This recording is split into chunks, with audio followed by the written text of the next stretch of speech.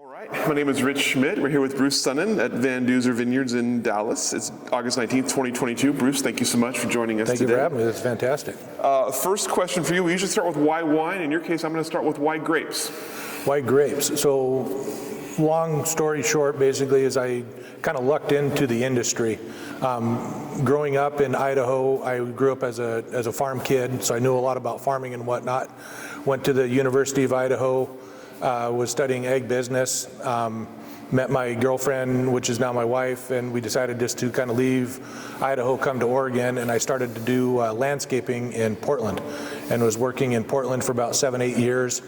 And one of the last projects that I ended up landscaping was Domain Serene Winery, and it happened right around the time 9/11 happened. So in 2020 or 2000.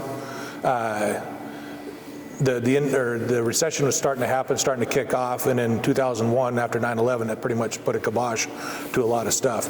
And the installation part of the landscapes that I was doing was basically drying up, and I needed something else to kind of focus on. So I interviewed with Ken and Grace Evanstad at that time to be like a facilities manager or like a property manager for those guys at the time. The wage that I needed in order to kind of help sustain my family and whatnot wasn't enough that they were willing to pay at that time because they were fairly small at that point. But they passed my name on to their vineyard management company because they knew that his guy had just left right after harvest that year. And basically I kind of lucked into it. So in January I started working with vine tenders at that time and was basically a dedicated assistant vineyards manager for Joel Myers, managing the Domain Serene properties. He hired another gentleman to work the rest of the properties that vine tenders managed at that time, but I was pretty much focused on all the Domain Serene properties. So the development of Jerusalem Hill, Winery Hill, and the expansions that they were doing up at Domain Serene Estate at that time, back in 2002. So 2002 was my first year in the industry.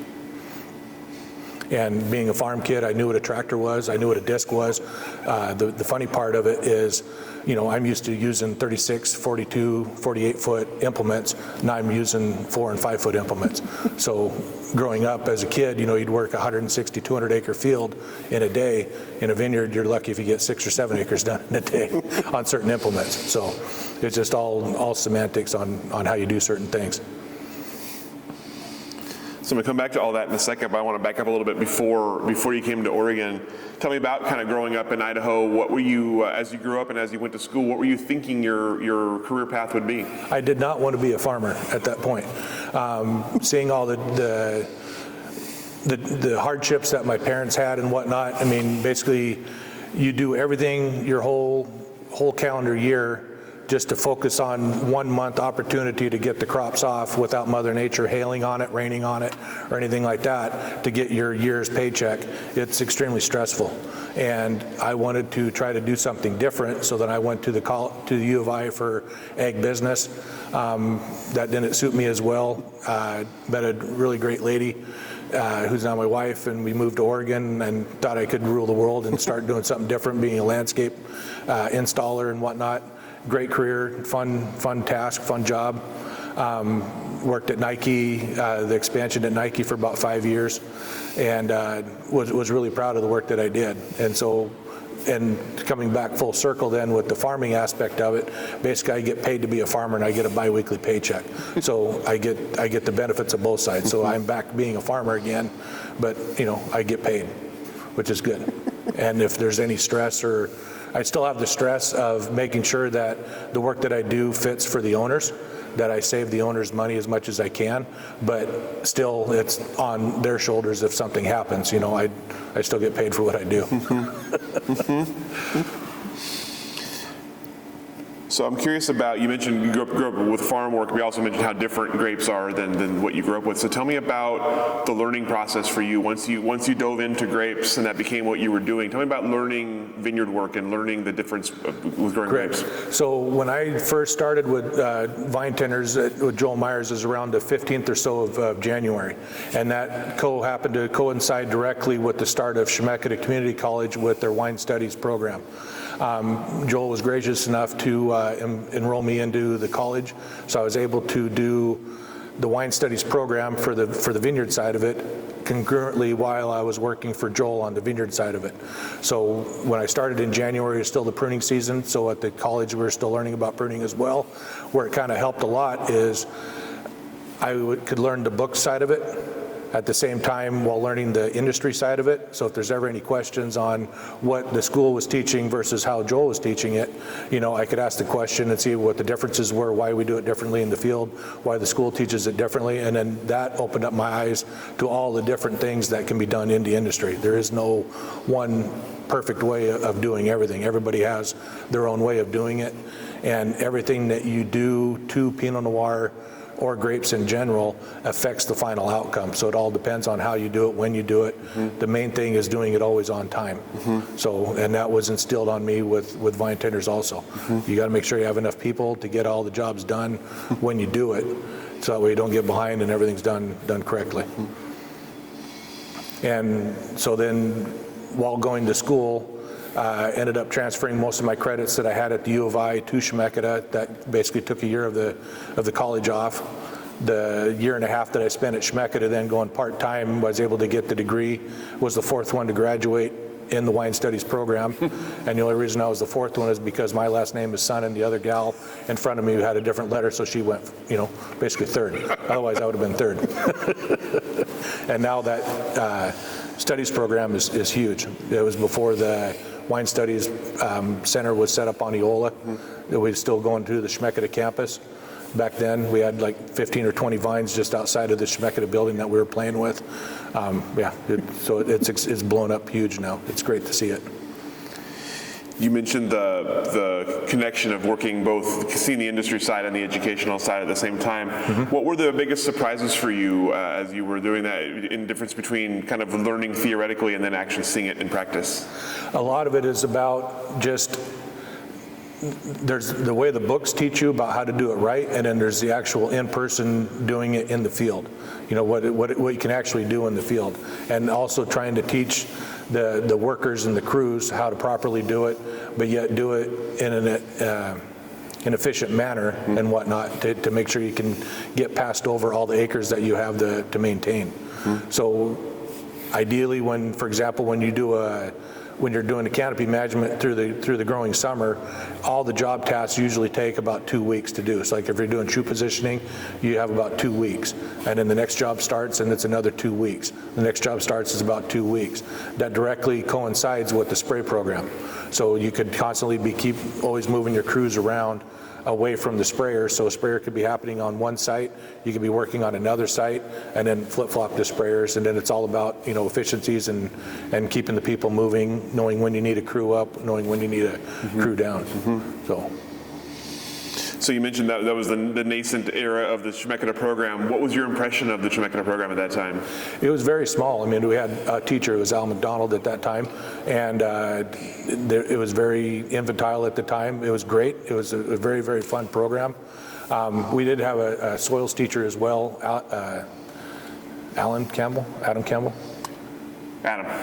excuse me.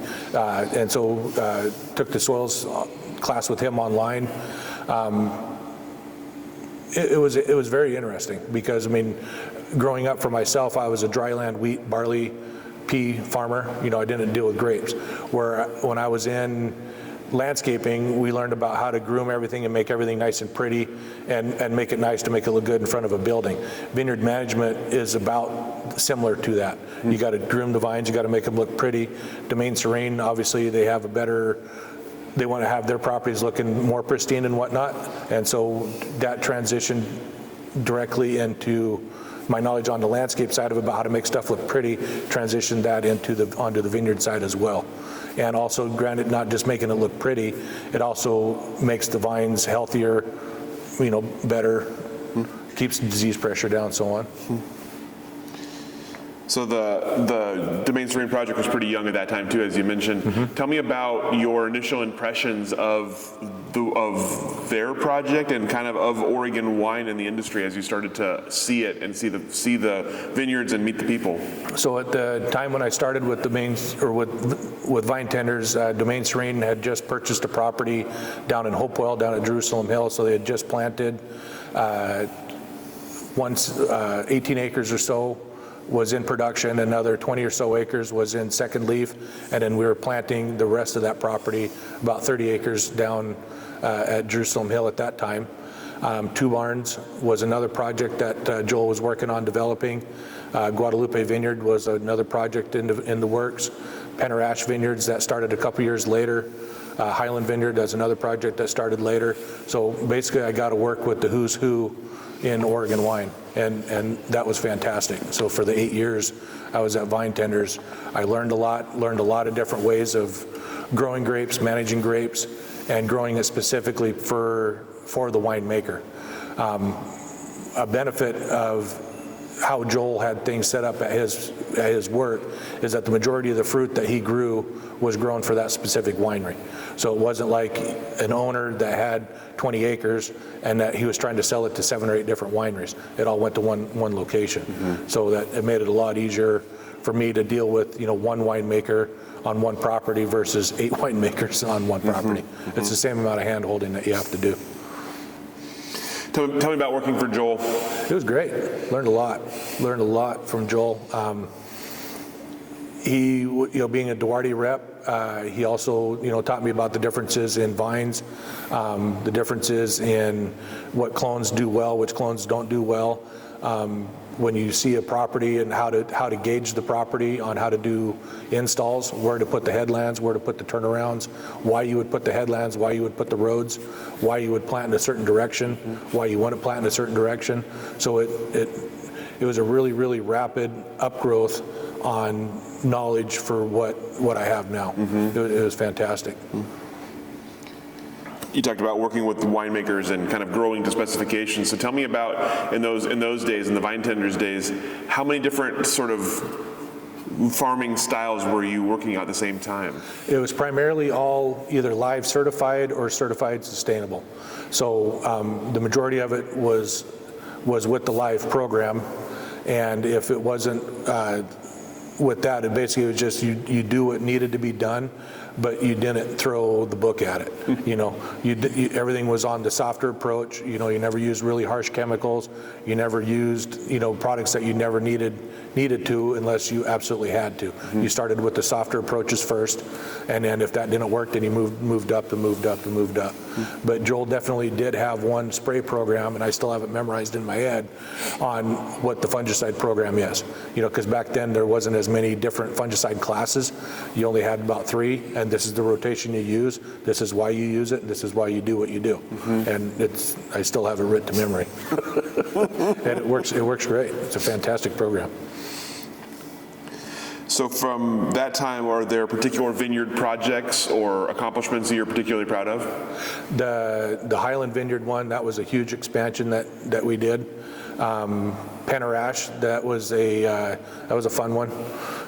Just because it was on the middle of a hillside, that was a bunch of overgrown Christmas trees basically, and they just went in there and raised out all the trees, made all these burn piles, and then you had to determine where the road was going to go to the winery, where the winery location was going to be, and then plant the vineyard all the way around it. So, but then too, like with anything, you have little nuances that happen, like they needed dirt for a specific project, and so you just got done laying out the vineyard in one area, and the contractor needed dirt, so they go and they raise out all the sticks that you just placed out there, grab the soil, filled in what they needed, and then you had to go back and relay out the sticks again. But there's tons and tons of projects that we did, working with Joel. It was great. Learned a lot. How did you see the industry maturing in those days? So from then, if I remember right, there's only about 1,700 acres in the Yamhill, Willamette Valley area. And now we're close to about 10,000 acres or something like that. So it's definitely ballooned a lot just over the course of the last 21 years that I've been here. A lot more managers, more companies. Some companies used to have the owner of the vineyard management company, now the son or the lead worker that used to be under the owner of that now has taken over the company. So just seeing the maturity level go up. Some things that those guys used to be able to do now they can't do because they're too old, like myself in particular. So then you're having to teach somebody else to do that particular job. Learning also how to relinquish that responsibility and teach the other guys how to do it. That was a trial for me over the last couple of years, but I'm starting to figure out that I need to do it. You know, my back's not as strong as what it used to be. So yeah, it's a lot about, now it's all about teaching as best you can, bringing up the new class. So tell me about what happens after vine tenders. So after vine tenders, then I worked with Sterling wine grapes for about a year and a half. After Sterling wine grapes, went to Evergreen Ag and worked with those guys for about 9 months. And then after the part of the division of Evergreen Ag kind of fell apart, then that's when this position opened up and I started working here in May of 2012. What about this place appealed to you? One, it was basically I was the on-site vineyards manager. So whatever I wanted to do, however I wanted to do it, that was my decision, in conjunction with the winemakers that I was working with here. So I worked with Jerry Murray, Florent Merlier, and now Eric Meskowitz. What was the sort of the condition of the vineyard when you got here, and what was your kind of your initial goal or initial task? So when we got here in 2012, that was stemming from an old way of farming the property. The old way of farming the property was that you basically grew as much as you could to get as much fruit off of it as you could in order to get as much wine as you could. So quality was good. It's always a great brand, but it was just a lot of it. And so the owner wanted to transition and start to do something different, get more concentration, make more of a higher end Pinot Noir and a couple different varieties and whatnot. So that was my task, is to try to figure out how to do that. So first, 2012, when I started in May, the pruning was already done. All those decisions were already made, and pruning basically sets up how your whole year is going to go. If you misprune something, that vine is going to be goofed up for that whole entire growing season and potentially 3 years after that. So the pruning was already done. We had to deal with it. The growing season was odd that year. That was in 2012. It was an extremely hot year. It was an extremely low crop year for us here, painfully low, coming off of 2 really late, wet years in 2010 and 2011. So it made it look good for me when I first got here because I was so far under budget. It was crazy, but a lot of it was because there wasn't as much fruit and just the way I do things a little bit differently than what the previous managers were doing. Also, we never irrigated as much, so then we keep the canopy smaller. One of the things I noticed though after harvest, as normally the leaves on Pinot Noir plants, they turn yellow and then they drop, right? If you have an over vigorous section of the property, that vigorous section will stay green, turn to orange, and then yellow in the weaker spots. This place looked like a Christmas tree. There was so many green sections in the property that it was baffling. So we went out then with drain pipe, white drain tile pipes that were cut about 6-8 inches tall, and then put them on the T-post where those green sections were out in the vineyard to delineate where those green sections were, so that way the following year in 2013 we could prune those sections differently and we could cultivate those sections differently. One of the main things that we implemented in 2013 was the cultivation program on the green sections, not cultivate, and on the drier sections where they turned yellow to definitely cultivate those ones. And over the course of the next 2 or 3 years, the Christmas tree effect kind of calmed down. So now the whole entire block turns golden yellow after harvest, which is what the idea is. Basically, when you come to, or at Van Duzer, for example, we have some rows that are over 220 vines long, and they're 12-foot rows, so it only takes about 600 vines to equal an acre. So you have 3 rows, that's an acre's worth of fruit. So how do I get that whole entire acre's worth of fruit ripe at one time when I have 5 different soil types in that section? So that's where the different cultivation practices came in, and it took, like I said, about 2 or 3 years to get them kind of in balance with the pruning techniques, doing, shortening the canes up in the drier sections, and lengthening them out, or leaving more buds out in other sections in order to devigorate the vines or invigorate the weaker vines. Then over time it started to balance them out. Plus teaching the crew why you're doing what you're doing. That was the other hard part, is that these guys were taught then to just lay down 2 big canes and go, and then you disc bud accordingly later. But if you set it up properly at first, some vines only want to grow 6 shoots. That's all that they want to do. They don't want to lay you know, if you lay down 14 buds, they won't grow 14 buds. They just want to grow 6. So if you only lay down 6, they'll go up to the top wire. You'll get fruit off of those 6 shoots. Everything will be fine. Everybody will be happy. And it's worked. It's been working great. You talked about you had to kind of see post-harvest, you had to see that green effect to see. Tell me about learning the rest of the vineyard and learning what you had here. You talked about all those soil types. That's a lot to deal with. So I'm curious how long it took you to start to kind of understand the rest of the vineyard and start to put some of those ideas into practice.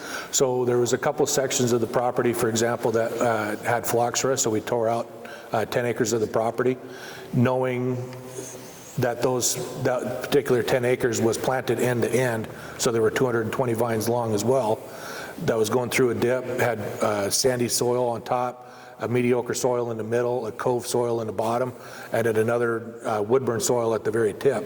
You know, woodburn is deep, very vigorous. The cove soil is very wet in the spring where it's almost to the point tractors get stuck, but then after about a month of dry time, it gets so freaking hard and cracked, you know, it's not conducive really for planting grapes in. And then up on top where the sandy soil is, that's definitely a section that needs irrigation. So when you laid out the vineyard, the sandy section gets planted to one variety, the cove section, now that's my new headland, and in the other section, that's Pinot Gris. And so that's how we still planted the rows straight. You could drive through the cove soil section where the headland is now and still continue to spray through it, but now you delineated Pinot Noir for the higher end section and Pinot Gris for the lower end soil section. But the Pinot Gris loves the wetter, deeper soils. You get better fruit, more fruit, and it's in the end more profitable for the owner, which is what my job is. I mean, if I'm not making the owner money, then I don't have a job. Basically, the long short of it. You brought up earlier that you worked with multiple winemakers since you've been here. How does that change your job when a new winemaker, you're working with a different winemaker? For here? Yeah, just as you're working for a different winemaker here, how does it change? Basically, as long as they know what I've done in the past, as long as they know what your farming practices are, there's only so many ways that you can do a certain job. A lot of it is then you just have to spell out the timing on what they want. There's a couple key tasks that they might want to get done sooner, one of them being leaf pull and another one being fruit thinning. So as long as those two are ironed out ahead of time, that you know that these guys like either an early leaf pull or they don't care as much about the timing of the leaf pull, and same with fruit thinning, then everything else is status quo. I haven't really dabbled very much in biodynamic or organic farming. I still tend to sway more towards synthetic chemicals because I don't want to not be able to not pick a crop. Although organics are coming in with a lot better chemistries, back then they didn't have very many chemistries or as well or as good of chemistries as what you have with synthetic chemicals. So yeah, I would prefer to keep fruit. That's my job.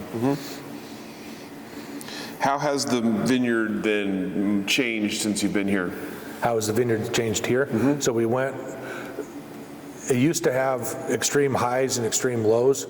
So there'd be one year that the crop level was huge, and then the next year you'd have a really low year. And so it went from really big up and downs to more of a wave, you know, a wave trickle. Instead of having the extreme heavy crops and extreme light crops, we're more of a standard level approach. And different pruning techniques that we did when I got here, instead of having two 2-foot canes, we transitioned to one 4-foot cane. And what that enables you to do is to keep the bud numbers basically the same or a little less, but then you're leaving buds that are more fruitful on a 4-foot cane, so you can get better crop estimates and have a more a better approach to how to do fruit thinning. It's less compacted in the head. It's a little bit more open, a little bit more arid on single cane pruning versus double cane pruning.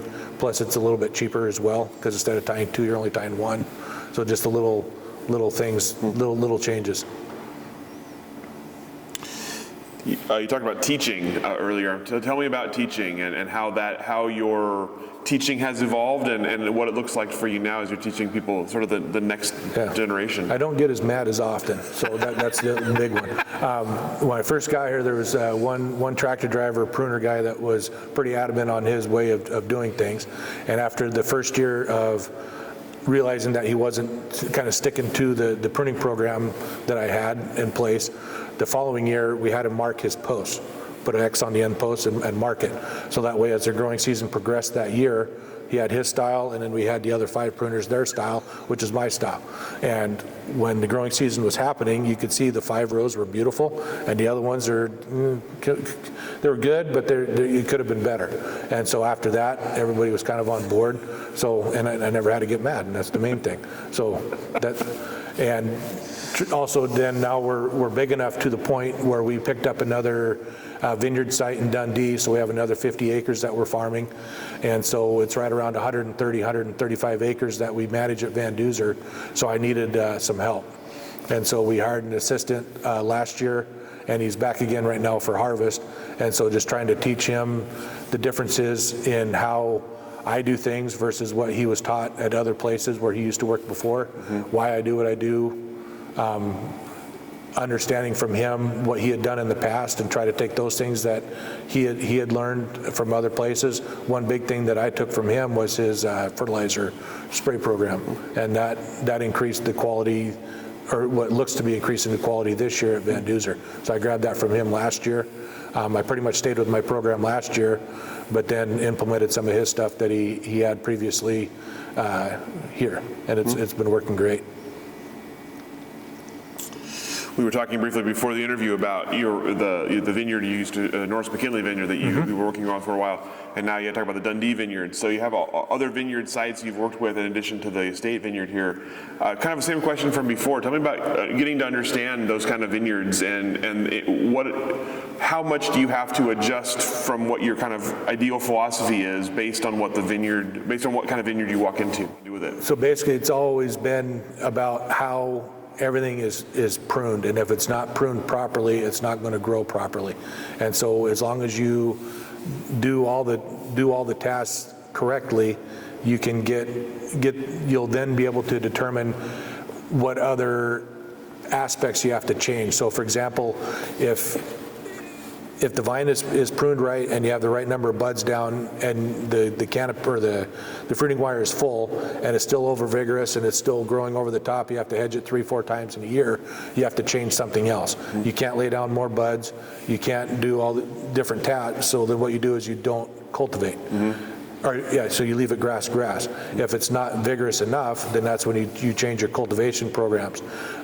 When you are on a site for upwards to more than 3 or 4 years, then you can start to dial those programs in. So for example, at the North McKinley site, it was cultivated every other row end to end for the whole block. And there's certain blocks that didn't need to be cultivated. And so that was one of the first things that we implemented, is not cultivate those blocks. But then again, everything that you do to a grape plant takes 2 to 3 years for you to actually see the final effect. So fortunately, we had the contract for 5 years, so the last 3 years is when we were able to see the differences that we were doing. Certain sections of the vineyard, certain sections of the row would need to be cultivated because of how the undulations in the property were. So that's how we would leave grass, cultivate, grass, cultivate, and it's all about just seeing and watching the vines grow and making the adjustments as you're going in the growing season. So the winery here has a partnership with the U.S. Fish and Wildlife Service. I'm curious about how that came about and what you do to help maintain it. So in 2009, the previous vineyards manager, Rebecca Sweet, joined in with the U.S. Fish and Wildlife to create the partnership program to try to reclaim areas back for the Fenders blue butterfly. With that partnership, what it did is it allowed, I can go back 2 seconds here. The Fenders blue butterfly, they found that back in, I think it's 2007 or 2008. And it was a butterfly that they had originally thought was extinct. and they found it down in the Corvallis Slough first, came to the Basket Slough, found it up here in our Basket Slough area. They made a proposal to the federal government and got a $35 million grant to work over the next 15, 20 years to increase habitat area for the butterfly. And with our close proximity to the Basket Slough, made it a shoe-in for us to work with those guys to create habitat. We already had on the west side of our property, we have what we call an upland prairie habitat that had a plant that butterfly likes to lay eggs on. It's called a Kincaid lupin. So we already had that population of plants here.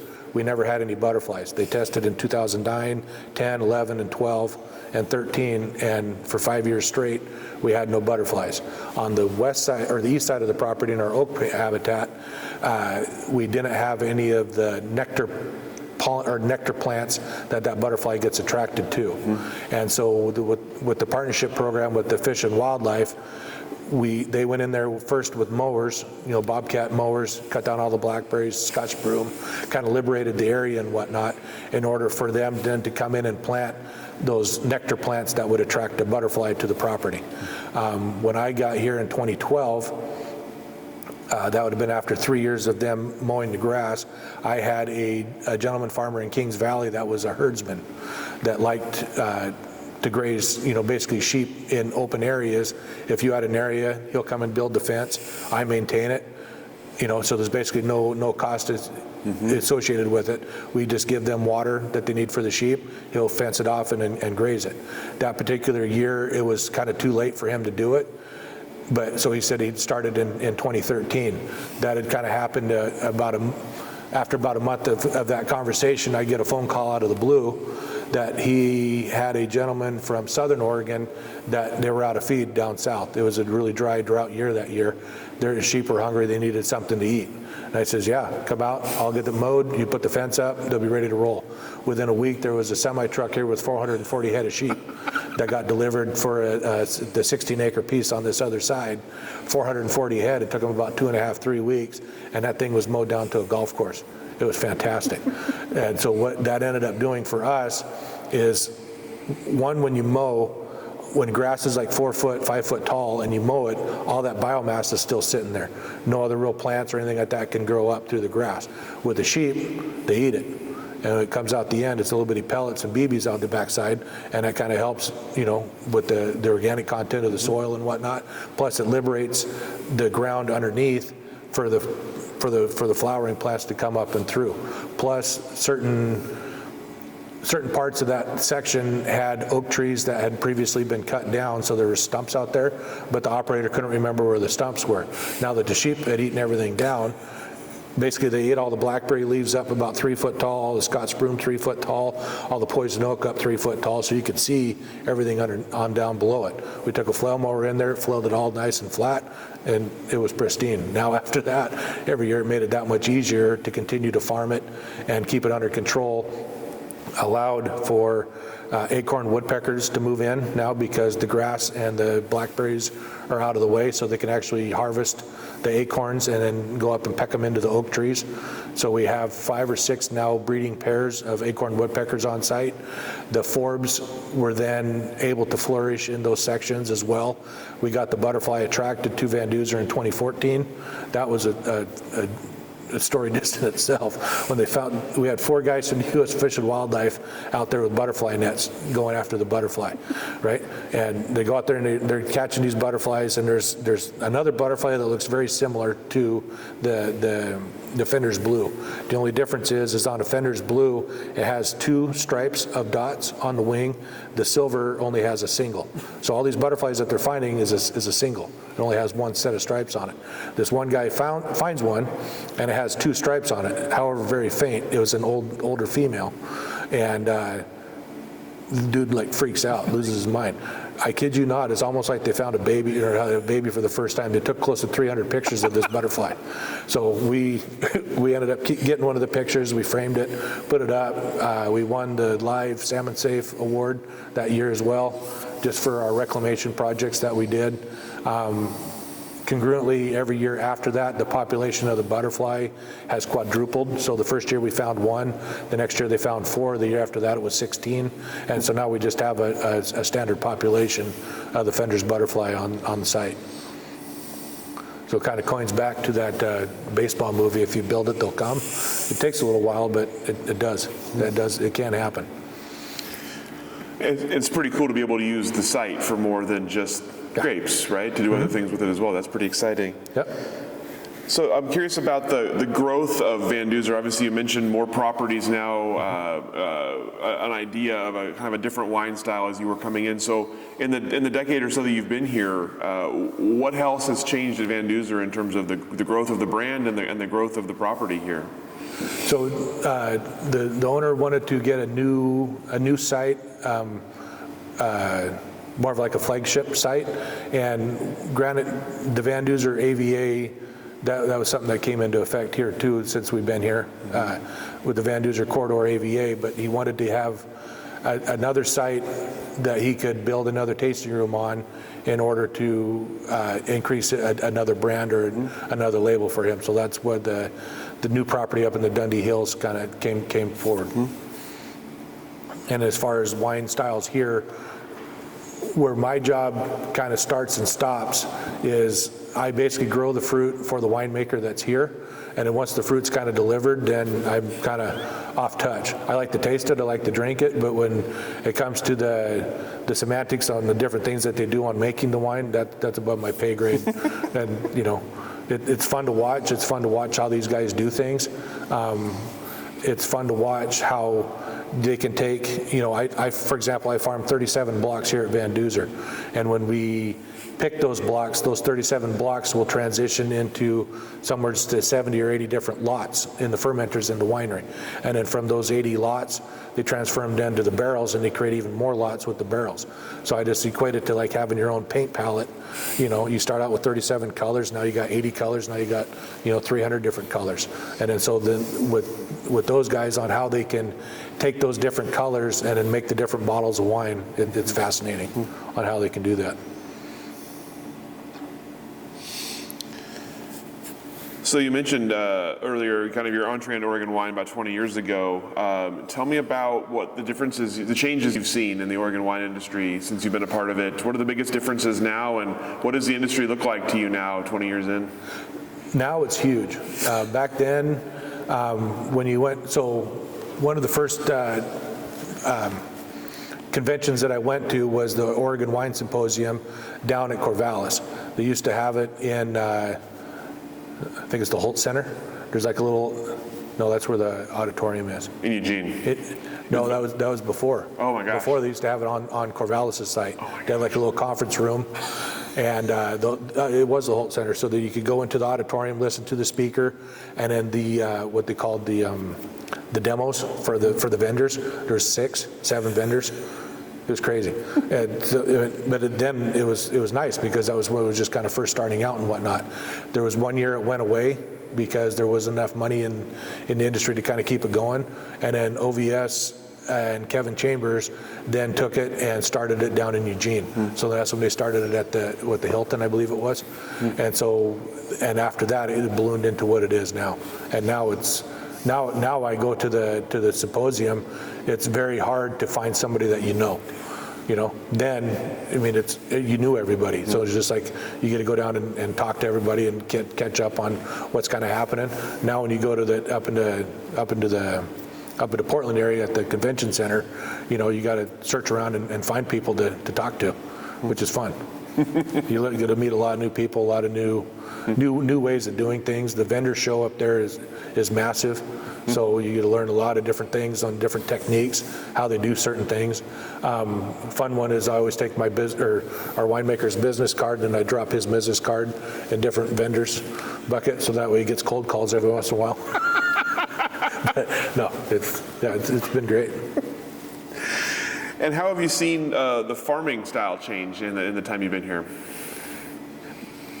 Or the quality change? So yeah, there's a new way of doing undervine management that's starting to take foothold. A lot of people are transitioning from herbicide use under the vines, and they're starting to do what they call 100% cover, different cover crops, different grasses underneath the vines.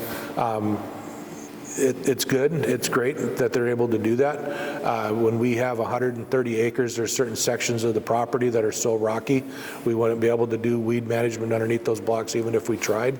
And being able to keep the grasses knocked down and out of my fruit zone, I haven't fully committed to doing that just yet. It's interesting watching how they do it and how they get the crops off and whatnot. But it's an interesting way of doing it. And so what comes next for Oregon wine and for specifically for Oregon wine viticulture? More technology about how to do things less with people and more mechanical. Because the amount of labor force that we have now in the industry has gone down tremendously. So when I first started in 2002, pretty much all the work crews were 100% men.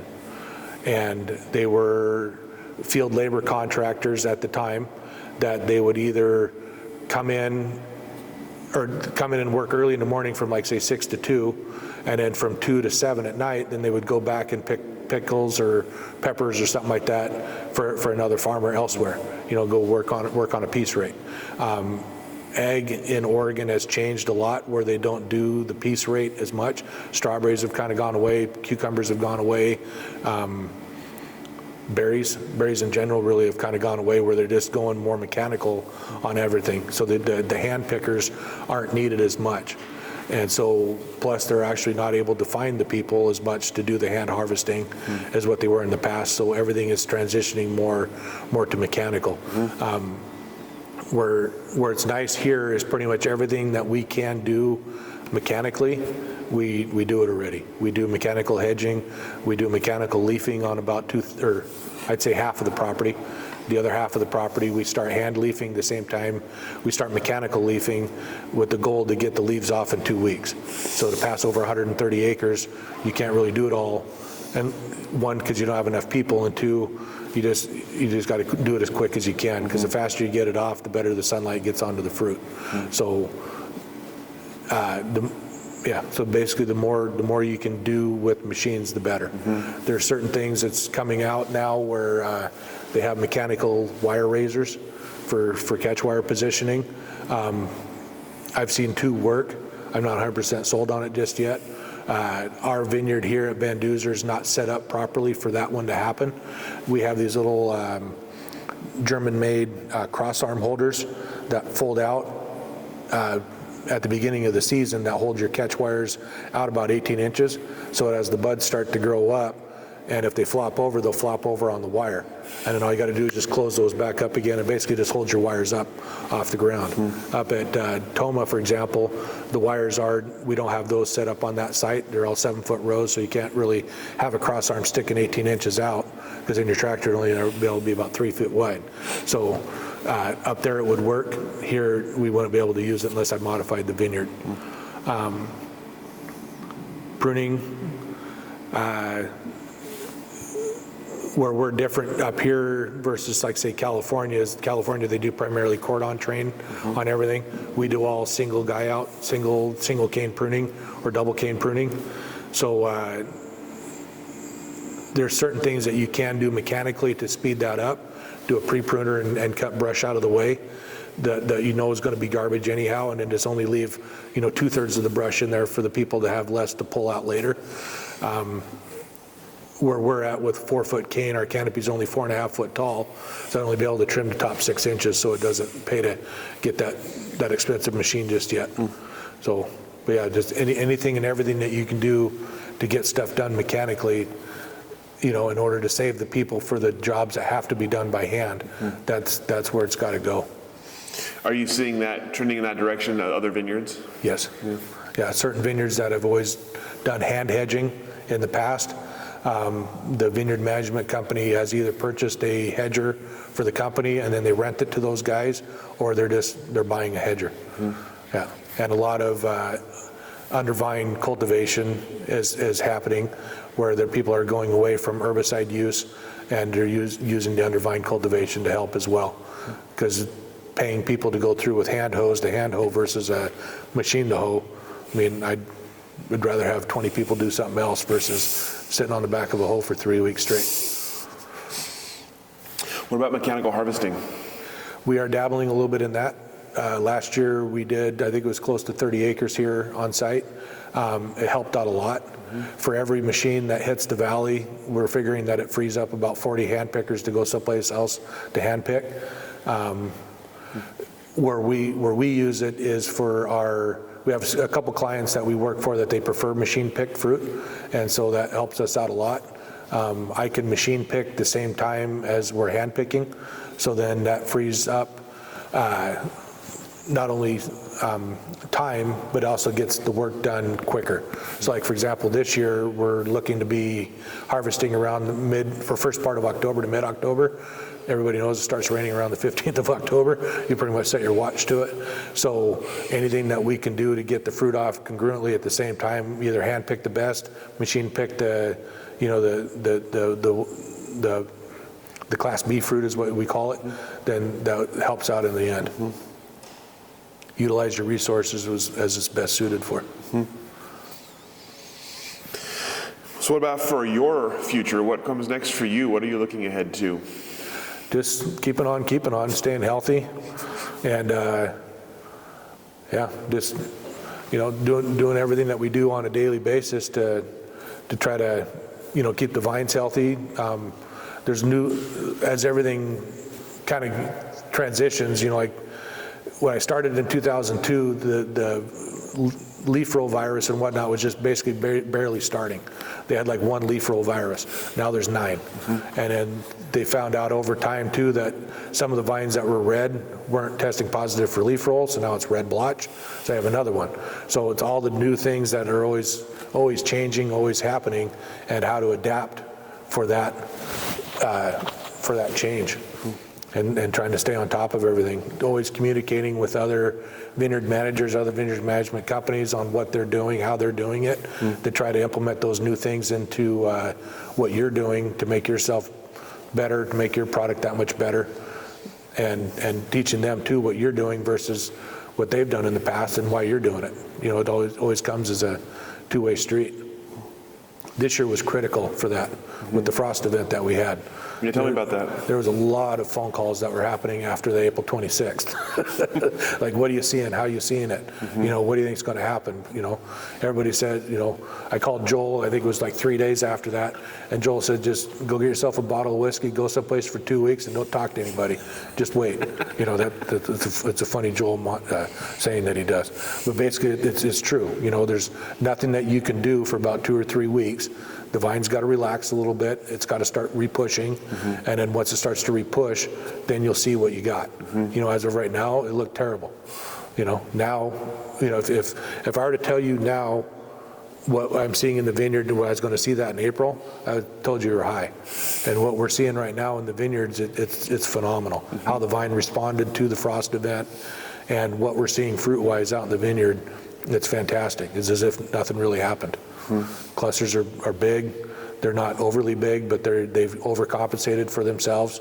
The cluster numbers are cut in half, but the cluster size are double what they normally were. And so we'll get the tonnage that we needed, what we were hoping for, and we're going to live to survive another day. Speaking of that, tell me about your experience in 2020. So 2020, that was a fun morning. So when that Detroit fire hit, the Lion's Head, I think was what it's called, I was late to work by about a half hour that day, because I normally wake up and sit in my chair and play with my dogs, watching the news and TV and whatnot. And my wife comes down a little bit around 7:30 for her to get ready to go to work. And she looks at me and says, "What are you still doing here?" I said, "It's still dark outside." It's not. And I look at my watch and said, "Oh crap!" I look outside. I said, "What's going on?" And I go out, and it's just that ribbon of smoke going over the top of us. I drove out to Van Duzer, and Duzer at the time was just right on the line of where the smoke was. We were still in the sunlight, but if you go into Dallas, you're in the shade. And so as the day progressed, that smoke line kept going further and further north. So in the afternoon, I went up to the Toma site up on Dundee, and it was about 90, 92 degrees up there, whereas Van Duzer is about 70. It just never got hot. And then that next morning after the Clackamas fire hit, yeah, that was bleak. It was bad. There was always talk in the industry about how smoke affects wine, and whenever we'd have a small forest fire like in Southern Oregon and that smoke would kind of drift up, it turned like this little minimal orangey hazy color. Everybody's all freaked out about smoke. That was smoke. You know, I mean, you go out there and you could taste it, you could chew it. You know, I'm driving down the driveway or coming off of Highway 22, you couldn't see the berm of Van Duzer at all. You know, it was like within a mile, 2 mile visibility, that was it. And we're about a week or two away from harvest. So when we're trying to figure out what to do, we're trying to figure out how to do it. All the clients that we had that were buying fruit, they were still in the market to get the fruit. They were still going to take it. So that side of it was kind of put to bed. We were less nervous about that. But as far as what to do and how to do it, we were fortunate that Eric had started to work here at Van Duzer when he did, because 2 years prior to that, being down in California, he was used to having California fires and how to deal with it. So he knew what to do, knew how to do it. Went and bought the stuff that we needed to fix it and what he needed to fix it, and we started picking fruit and doing things that we needed to do to get it off. I have one picture of a guy, my lead labor crew member, when we were out picking it at Dundee Hills, and he's up there smoking a cigarette with 700 QUI index. It's absolutely hilarious. But the crews were fantastic during the smoke event. The smoke lasted, about a week, 10 days before it finally blew away. And then we're able to kind of finish everything up. And we got all the fruit off. Everything was okay. The wines that ended up coming off of that vintage, surprisingly, were very good. As long as you had a winemaker that knew what to do and how to do it and wasn't scared to do it, you had really good wine. And he fixed the wine at Van Duzer very, very good, very, very nicely. How do you balance in a situation like that? How do you balance sort of the need to handle the grapes with the need to keep your people safe at the same time? So that was also, we were messing around with COVID at that time too. So that was the COVID year as well. And basically kind of COVID went to the wayside because that wasn't the problem anymore. You know, everybody was still masked up because of the smoke. So, but keeping the people safe, I mean, everything was all set up by whether or not they wanted to work. They did not have to work. You know, I made the request for the labor contractor that we needed 30 people to pick. You know, can we get the 30 people? So he made the phone calls and he says, yes, I can get 20 that are willing to come out and pick still. And they came out and it says, okay, let's try it and see how it goes. You know, we'll only work 3 or 4 hours and then it'll happen. And they did it. The crews were fantastic. They plowed through it. You know, even under the crappy conditions that were in that particular year. Fortunately, the smoke event hit the Dundee site when only about 1/3 of the fruit was really ready to be picked. When the smoke was in the air, nothing was happening. No ripening was happening. Everything was pretty much plateaued out. So once we got through with about 1/3 of the fruit that was ready to come off, everything else just kind of sat in about a week lull. Nothing was really happening. Smoke went away, everything cleared up. You know, vines started to chug again, started ripening stuff up. Then we were able to go and kind of keep rolling and started back up again. So as you look ahead for the rest of your time working in the industry, do you have any sort of goals in mind still? Anything you'd still like to accomplish that you haven't accomplished yet? Getting a 100-point wine would be fantastic. My joke always that I give these guys 99-point fruit. It's just whatever they do with it to get it in a bottle, that's their business. You know, but it'd be nice to get a 100-point. It'd be fantastic. That'd be a goal worth achieving for sure. But basically, just staying healthy and keeping the crew healthy, keeping everybody working, keeping everybody employed, keeping the company solid. That's my goal. As long as I can get up and go to work and do what I need to do to keep everybody happy, that's best. All right, that's all the questions that I have for you. Anything I didn't ask that I should have? Anything we didn't cover that you'd like to cover? Not that I think of. I think it was great. It was fantastic. Thank you. It was fantastic. Thank you so much. Appreciate your time and your stories here today. And we'll go ahead and let you off the hook. All right, appreciate it. Thank you. Thank you.